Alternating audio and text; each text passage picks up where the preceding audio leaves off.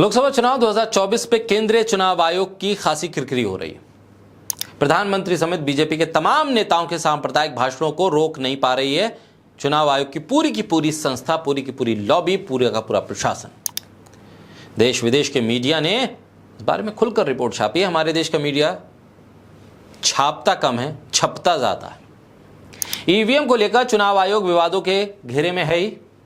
आयोग इस जिद पर अड़ा है कि ईवीएम बिल्कुल सही है, गड़बड़ी नहीं हो सकती, जबकि आम जनता ईवीएम को लेकर सवाल कर रही है, प्रदर्शन कर रही है और चिंताएं 5वें चरण में खुलकर सामने आ गई।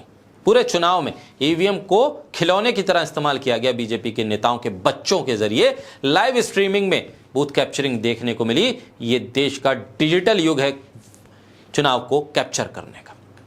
तमाम चिंताएं जारी हैं।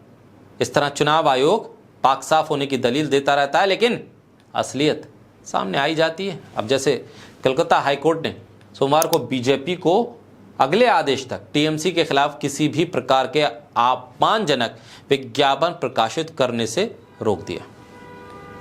हाईकोर्ट ने पार्टी पर व्यक्तिगत हमला करने वाले भाजपा के विज्ञापनों के खिलाफ टीएमसी के जरिए दायर शिकायतों को सुनने में घोर विफल होने के लिए भारत के चुनाव आयोग को फटकार लगाई। अदालत ने कहा है कि चुनाव आयोग तय समय में टीएमसी की शिकायतों को सुनने में पूरी तरह से विफल रहा। अदालत ने कहा कि वो आश्चर्यचकित है कि चुनाव खत्म होने के बाद शिकायतों का समाधान तय समय में करने में भारत का चुनाव आयोग विफल हो गया। ये अदालत स्टे पारित करने के लिए बाध्य है, यानी कि बीजेपी के ऐड पर स्टे चुनाव आयोग ने नहीं, अदालत ने दे दिया। जस्टिस सब्यसाची भट्टाचार्य ने भाजपा के विज्ञापनों के खिलाफ टीएमसी की दायर शिकायतों की सुनवाई करते हुए चुनाव आयोग को फटकार लगाई। कोर्ट ने कहा, साइलेंस पीरियड चुनाव से एक दिन पहले और मतदान के दिन के दौरान बीजेपी के विज्ञापन आदर्श आचार संहिता और टीएमसी के अधिकारों और नागरिकों के निष्पक्ष चुनाव के अधिकार का उल्लंघन था। लेकिन चुनाव आयोग कह रहा था ऐसा तो कुछ भी नहीं हुआ, हम तो जांच कर रहे हैं।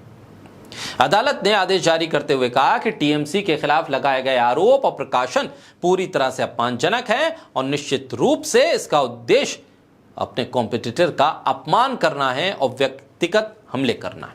इसलिए इस विज्ञापन को सीधे तौर पर चुनाव आचार संहिता के उल्लंघन के तौर पर देखा जाएगा।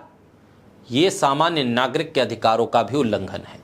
स्वतंत्र, निष्पक्ष और बेदाग चुनाव की प्रक्रिया के लिए भारतीय जनता पार्टी को अगले आदेश तक अपने विज्ञापन रोकने चाहिए।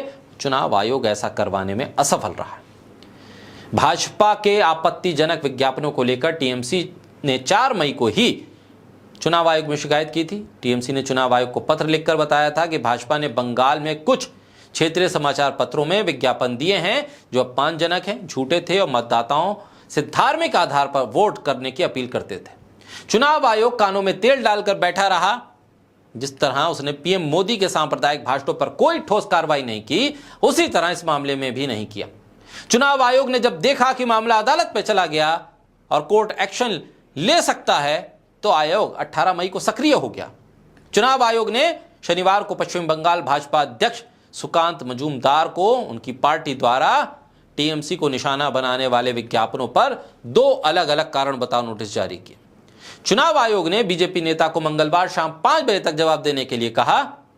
चुनाव आयोग ने प्रदेश भाजपा अध्यक्ष को दिए गए नोटिस में कहा कि विज्ञापनों को मौजूदा लोकसभा चुनाव के लिए लागू आदर्श आचार संहिता और राजनीतिक दलों को दी गई सलाह का उल्लंघन क्यों न माना जाए। नोटिस में दी गई अंग्रेजी प्रतिलिपि के मुताबिक एक विज्ञापन का शीर्षक था तृणमूल भ्रष्टाचार का मूल कारण है, जबकि दूसरे का टाइटल था सनातन विरोधी तृणमूल। नोटिस दे दिया, हमारी जिम्मेदारी पूरी हो गई, ये कहता है चुनाव आयोग। वो भी तब जब मामला कोर्ट में। लेकिन कोर्ट ने कहा आपसे उम्मीद नहीं थी कि आप तो निष्पक्ष लेवल प्लेइंग फील्ड का दावा कर रहे थे, आपके दावे धराशायी हो गए और आपको एक फटकार लग गई, चुनाव आयोग को फटकार लग गई अदालत के जरिए। ये साफ तौर पे बताता है कि चुनाव आयोग कहीं से भी निष्पक्ष होने के मापदंड पर खरा नहीं उतर पा रहा है। लेवल प्लेइंग फील्ड देना तो बहुत दूर की बात है।